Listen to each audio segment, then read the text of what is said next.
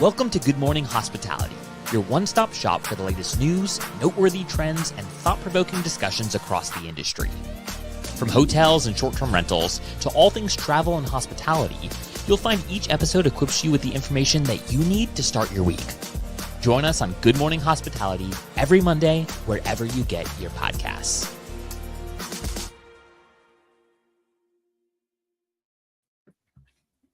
Good morning. Good morning. Hello, Monday. everybody. Welcome me back, please. I was going to say, welcome back, Michael. About damn time. How was We've it taking missed 2 you weeks so off? Couple unexpected things popped up.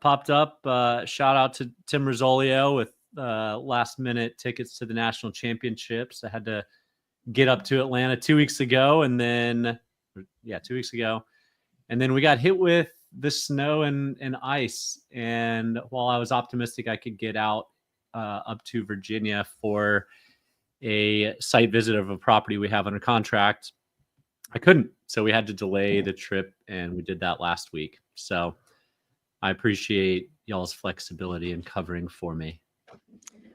Yeah, you know what? That is the beauty of having several co-hosts, as we can mix and match.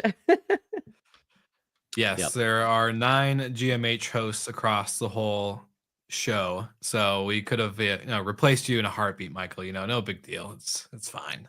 It's fine. Just kidding. You're not Thanks, replaced, guys. Just joking. We missed you. We missed you. Your thoughts, your insight, your commentary was all missed. And I know the listeners missed you too. So welcome back. Well, I'm back. I don't have a Brandy rant, but we do have one queued up for y'all today. So excited to hear more. Well, outside of the topics, before we get into all of it, obviously we have housekeeping items. So one, there's a little bit of an announcement that we're going to have on GMH in the next coming week. So I wanted to tease it because it's a big one. We've been working on it for a while.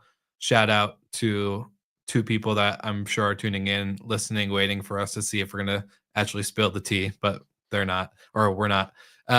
So just teasing that up there for you guys. And then a quick friendly shout out to our friends at Fido. I actually got to sit down and record with Justin, who is the CEO and founder, and he gave me such a good offer for Slick Talk listeners that I wanted to actually share the same offer to our GMH listeners because it was that good. So not only if you sign up for Fido today, you will get a free month of their bin to curb service. But if you are using a current bin to curb service provider and you switch, they will give you $50 per property that you switch. So if you have 100 properties, that's a lot of money back in your pocket. So just saying, we're going to give that same offer to our Good Morning Hospitality listeners. And without further ado, let's go to the topics. We have some fun ones, and I think we're going to kick it off with Brandy, who has some Super Bowl data with us. Yes. Okay. So, Super Bowl this year is in New Orleans, and much like Taylor Swift, huge NFL fan. Love these events coming in. And I think what's really interesting is last year, there was all this talk about, how, the year it wasn't performing. Everybody had put their homes up on the market in Phoenix, but in the end result, it was only like 48% occupancy. People were really dropping their ADRs. And so this year, we're having a little bit of a different scenario in New Orleans, kind of smaller cities. Phoenix is really those 3 metro areas all spread out. So they did have like a lot of inventory that could be added. And New Orleans is just much smaller. And especially, I think what's unique is if you're in the central business district, the warehouse district, almost all of that is walking distance to the stadium. So everything, that's where all the major hotels are, things like that. So for us, I can only speak to us. We'll do the post-op with Jamie after the Super Bowl, but we have like 1% occupancy right now. There's just like a few units that are left, and it's like for kind of like odd times around the Super Bowl. One interesting thing we noticed is that there's a huge trend of people that are checking out on Sunday, and so I don't know where those people are going, but like a lot, like they're coming in on Thursday and they're leaving on Sunday, and I can't imagine they're coming for anything other than the Super Bowl for that weekend and like willing to pay those prices. And that is, also where things differ is that the ADRs are much better than they were for Phoenix. We're seeing, ADR around $2,000 across the portfolio and a little bit less, like, 1,700. Still. Still, and we have everything. And again, this data is really skewed, and once the Super Bowl passes, I could maybe do some breakdowns, but we have everything from like really tiny studios that are basically hotel rooms, like no kitchen, no nothing, up to 6-bedroom combo units. So you have 6 bedrooms, 4 bathrooms. So that's a huge spread. And it's really interesting to see what people are willing to pay for. And last Super Bowl, Booking.com had this like huge offensive with ads, and we saw an immediate uptick in all these Booking.com reservations after Super Bowl. And then you see in the final like 2 weeks before Super Bowl, once people's playoff teams are getting eliminated, people are willing to pay anything to come to this game. It is so crazy to me. I love it. But To find anything.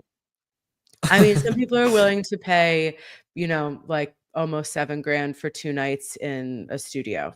So it's, and obviously I think the key here is like location, because so many of these places are walking distance. And so you don't have the Ubers will be crazy. And, if you're staying in the Garden District or Uptown, beautiful homes and hotels up there, but you're going to have to find an Uber. And something that's interesting that people do for Mardi Gras is like, let's say they get a driver or even their first Uber driver that they get, they'll be like, I'll pay you X amount of money and you are just our driver for today.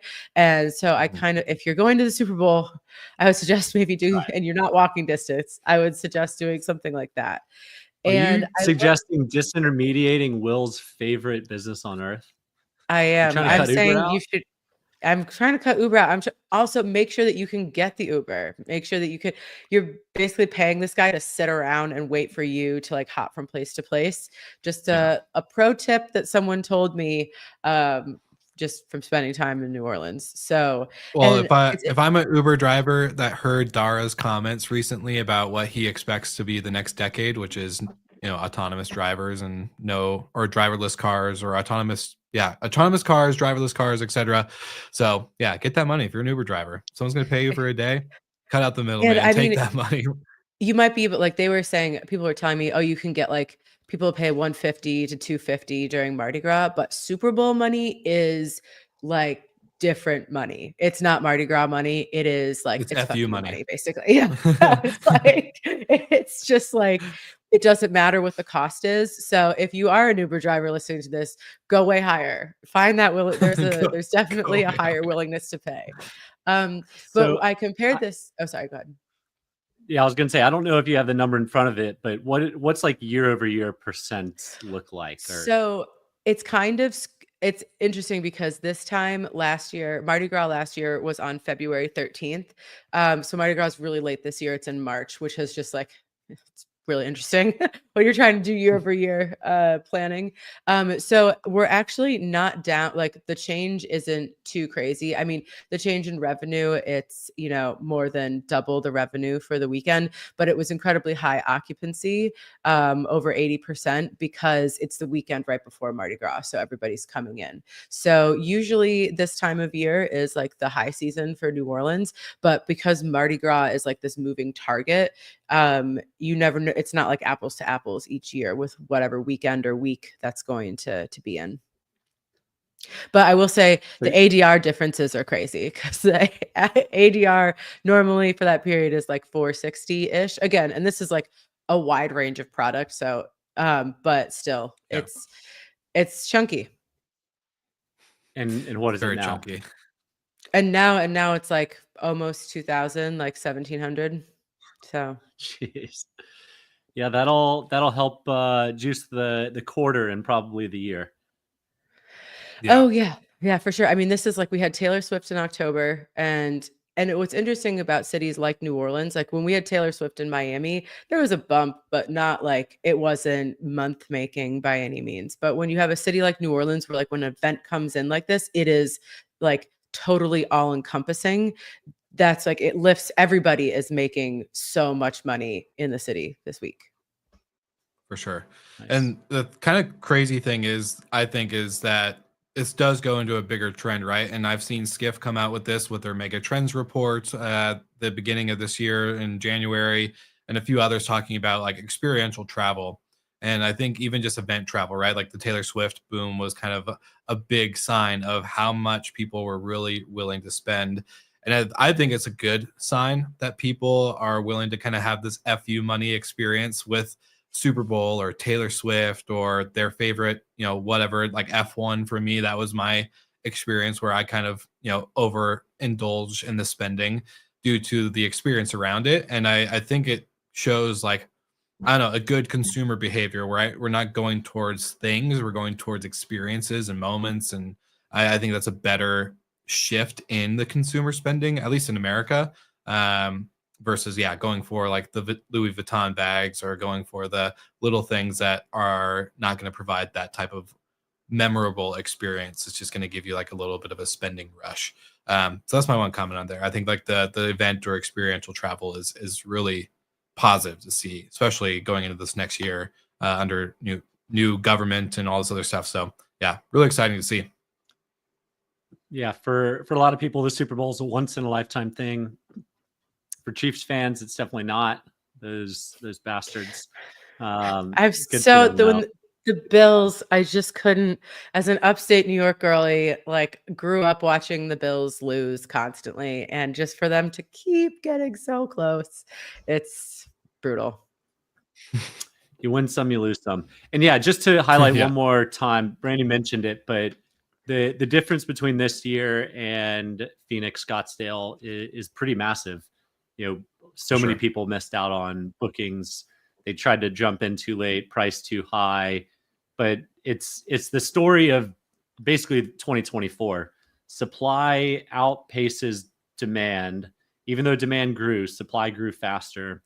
Therefore, everyone's occupancy went down.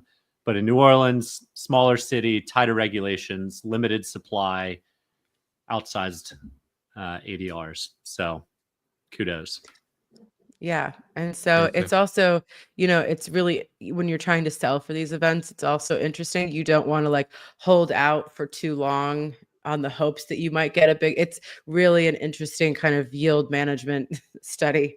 And also, from a guest experience side, you now have all these incredibly like large reservations, even like a smaller reservation, if you booked might still be a couple grand.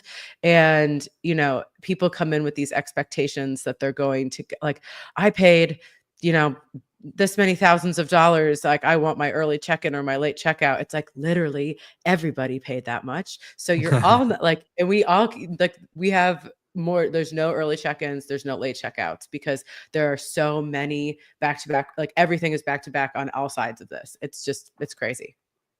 People are going to take advantage of that. Yeah. Yeah. Well, I was going to ask Brandy, like with that type of reservation spend, and I don't want to spend too much more time on this topic due to the fact that we have a lot more to cover, but like, what's your guys' mindset when it comes to that type of ADR, spending with guests? Like, how do you enhance the experience to actually make it enjoyable so they don't become the what I like to call the Karens and Bryans of the world, where they demand hand over fist, constant service, constant early stuff, like all the things, right? Like, how do you set that expectation, or how do you guys create a better experience, or how do you guys even think about that? Just kind of a curious question. The most important thing is that the rooms are cleaned when the guests get in there, and with how many reservations and how many turns, that is the priority. And it's just kind of like at the end of the day, people are still booking this type of accommodation. We don't have like concierge, we don't have that kind of thing.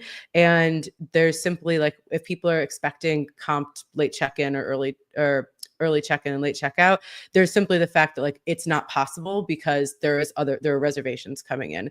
And so we just have like clear mandates from the beginning that like if you want the late checkout or early check-in, you have to buy the day before and the day after to just guarantee it. So it's just kind of about setting that expectation with the guests before that, like, everybody is spending that much, so nobody is that special. We have to make sure that we're providing just the main service they paid for. Yeah. And if you have unlimited money, like some of these private equity funds are sitting on $3 trillion, there seems to be a spree that travel tech is about to go on. Will, any inputs on Skiff's most recent article? Yeah, moving into the what we would call feeding frenzy of the year with M&A and travel tech. I think there's a lot that we've covered around this, and Brandy kind of made comments in our WhatsApp chat over the weekend as we're kind of setting up the agenda for this episode. And it is a reoccurring theme on the show, right? We talk about consolidation. We talk about not just on the brand side, but the tech side, right? There's a lot that's moving and lots that's going on. And kind of even in my prediction in the beginning of the year, there was a lot of capital that flew into technology through, travel, hotels, even short-term rentals, got to see a big chunk of it. But we're still not there, in my opinion, when it comes to tech products. Go ahead. Yeah, a lot of that capital sitting in private equity is for profitable businesses, well-established, 50, 100 million plus type of businesses. And the travel tech landscape is so broad and so narrow, so broad and so not deep that that it's really just venture investable or friends and family investable. And it's the bigger companies that have to provide the exit to the smaller companies, because those niche technologies are never going to get big enough to get to the private equity level. So we're in an interesting place where there is pent up private equity funds. Skiff's reporting that private equity across all industries is sitting on $3 trillion. But how much have we reported on this show going into venture into startups? It's been really limited the past 2 or 3 years. So is it a lack of appetite within travel hospitality? Maybe, maybe not. I mean, there's been some big winners through the years. Booking.com has had some really good winners because it used to be Priceline. They bought Booking, and Booking just helped take them to the next level. Airbnb obviously was a home run for everybody involved, but how many softwares and techs out there have hit that mark? We've seen Muse, we've seen Guesty, Hostaway has gotten some huge numbers, and then everything else kind of runs in the ancillary below that. So if you're not attractive to Guesty or Muse, it's going to be potentially hard to get an exit unless you're profitable and in the 50 million plus range. And that's where small cap private equity becomes interesting. Well, Cloudbeds has gotten into a couple acquisitions, but not as many as Muse. Muse did, 12 since 2019. And that, like you said, Michael, that comment of like, there's a lot of startups that maybe have received venture capital or friends and family, but there was no big takeaway, 3 or 4, maybe 5 years in outside of Muse using their venture capital to acquire, right? Like that's a really small example, and who knows what those numbers are. But yeah, like you said, there's just not, I don't know, maybe just not an appetite, because travel tech specifically and travel in general is a very hard business and industry to become this profitable in, unless you're like Airbnb, where you have 80 million monthly visitors and just insane type of numbers and great strategies behind the scenes to make that money, or to make your money work for you, is really hard. And I think, it's going to lead into, I think we're going to see kind of a period of like this private equity, like we could be so much more attractive for this type of capital, but no one's really focusing on, in my opinion, like the products aren't there when it comes to the user experience, to the ecosystem that's brought bigger to make things better for operators like Brandy, to operators like Nook, right, Michael, as you're looking at your own tech stack for hotels and properties that you guys are going after. So I just think it's really hard when the product's not there. In order for the product to get there, you need the capital, but capital doesn't want to invest in nonprofit. So I don't know. It's like an endless cycle, it seems. Yeah, I feel, I saw Simon Lehman made a really interesting point about how our technology still, like, the the quality of all these integrations is still very low. And I would say, like, even the best software that we have at this point, it's not like 100% satisfaction. It's not even like close to that.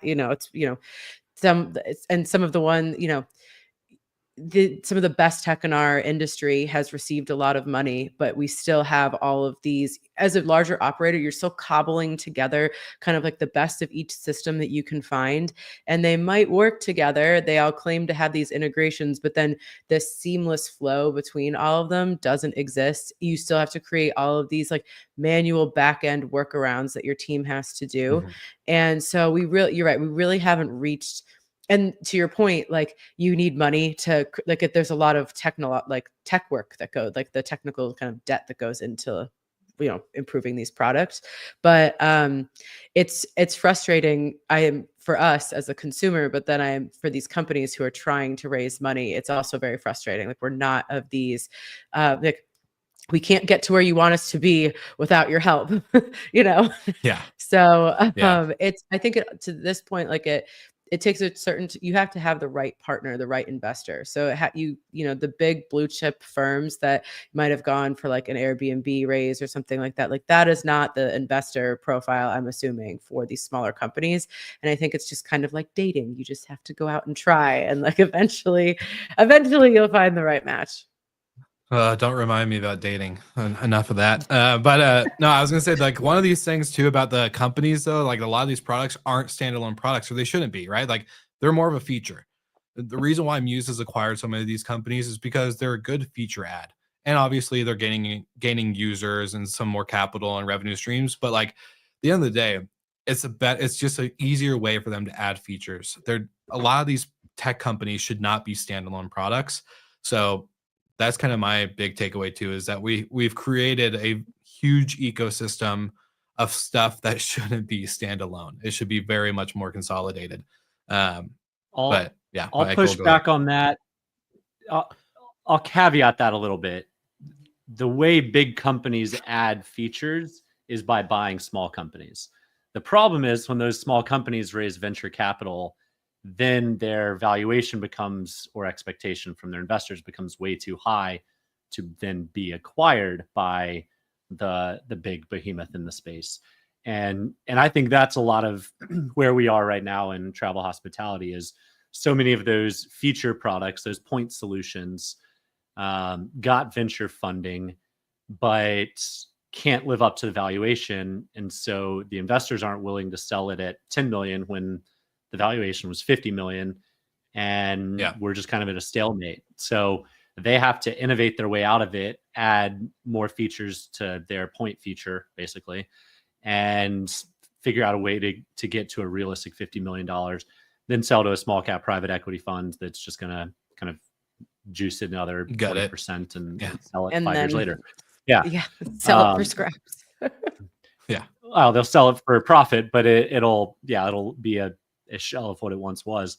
So yeah, I mean, I think the ecosystem kind of got broken by this addiction to venture capital from 2017 to 2021. And we're still seeing the effects of that. There's a lot of inside rounds going on. There's not a whole lot of new public, named series rounds going out. But I do think, the lack of private equity highlights the lack of profitability of businesses within the space. And then to piggyback on our journey at Nook of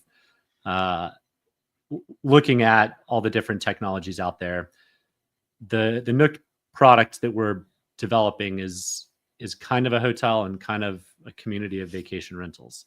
So there's studio units, there's 1 bedrooms, there's 2 bedrooms, and we're looking at hotel distribution or hotel PMSs, but they don't really have all the features that make sense to distribute directly to Airbnb or Vrbo.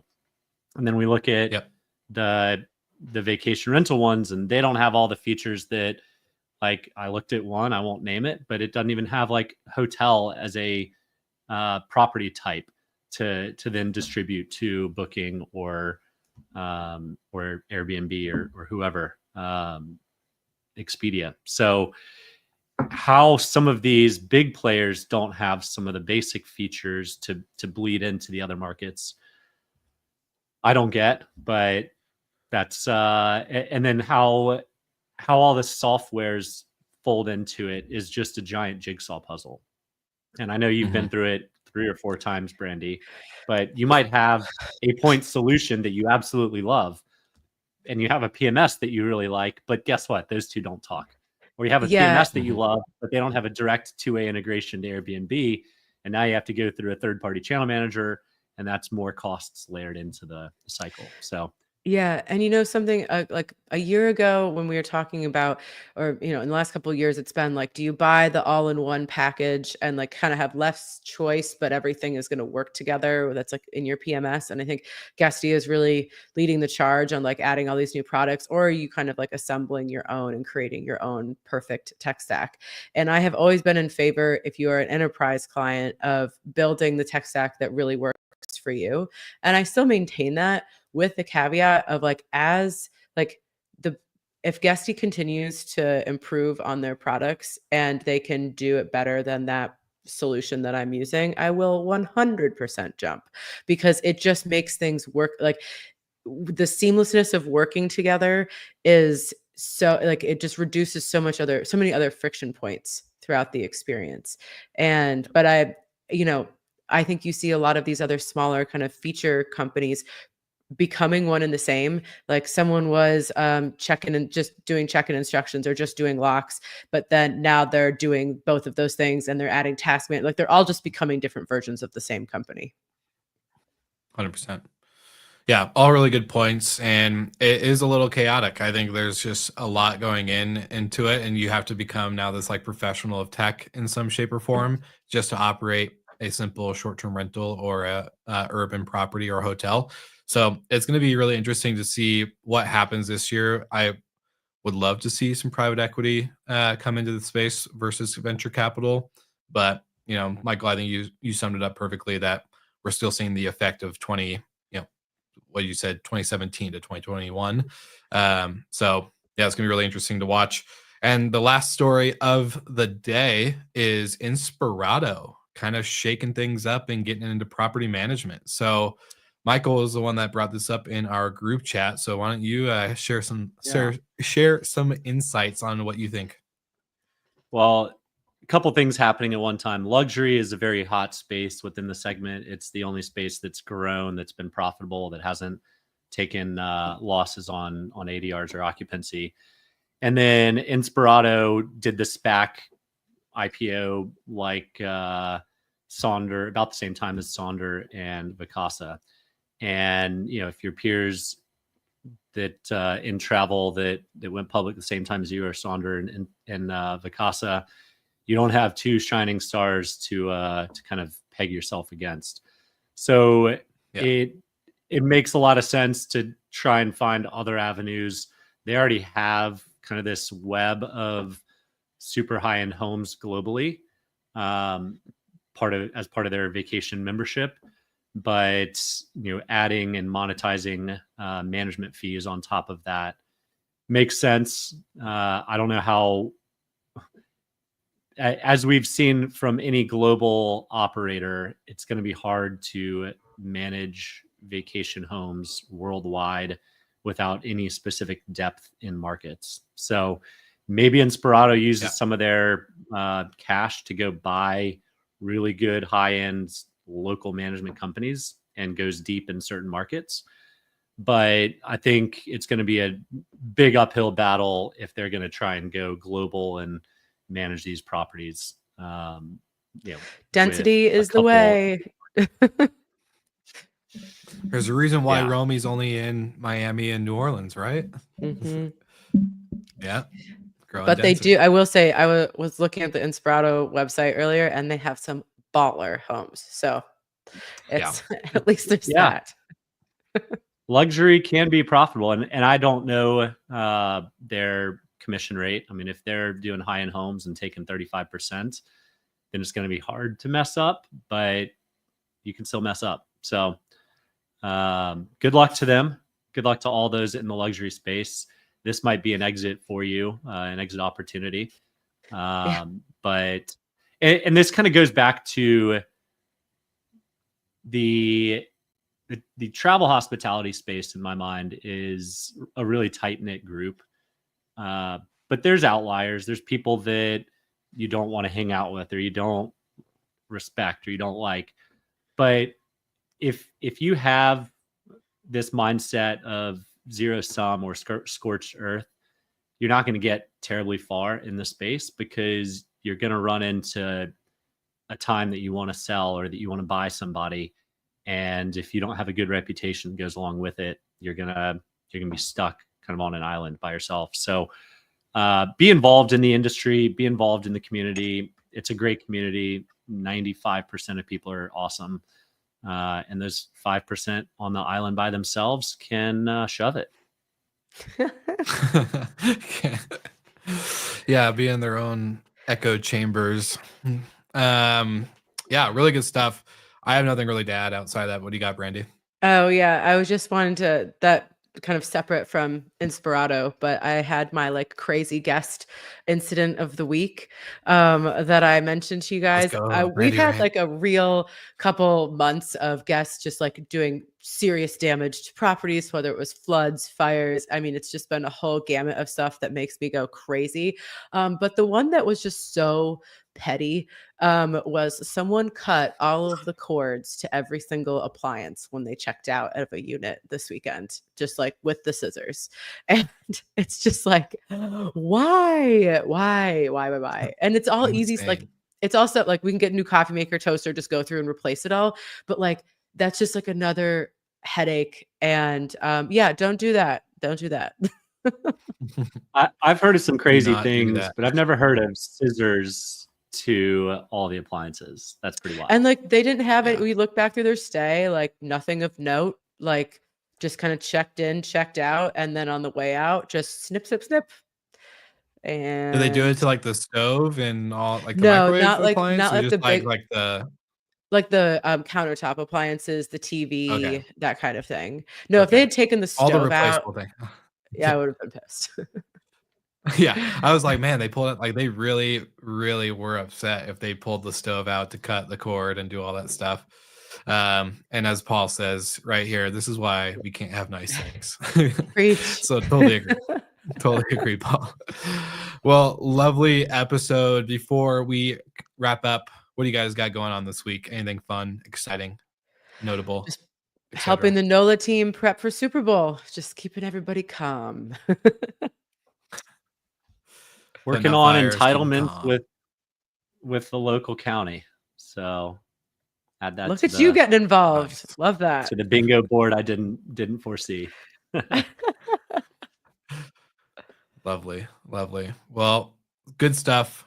Great to always see you guys on this beautiful, beautiful Monday morning. For all of our live viewers, shout out to you. And of course, for our listeners, you know exactly to do. You like and subscribe, go to goodmorninghospitality.com, sign up for our newsletter, maybe listen to our other shows like Good Morning Europe and Good Morning Hotels, aka our other episodes that are on the same feed. Like always, we'll see you guys again on Monday.